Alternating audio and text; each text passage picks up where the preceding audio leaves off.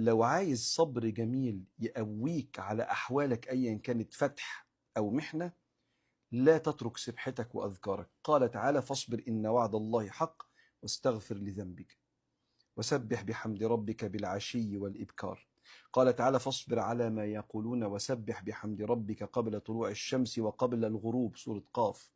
فكأني يساعدك على أنك تنتقل من صبر المختبر المنتظر لصبر الواثق المطمئن، كثرة الذكر زي ما ربنا قال في القرآن. وبالتالي ابن عطاء الله هنا علمنا النهاردة نوع جديد أو عظيم من الصبر، وهو الصبر على تدبير واختيارات الله. وده مش هتعرف تعمله إلا لما تشعر بالأمان مع ربنا، ومش هتشعر بالأمان مع ربنا إلا لما تفتكر إن ده ربنا اللي عودك على كل جميل في حياتك.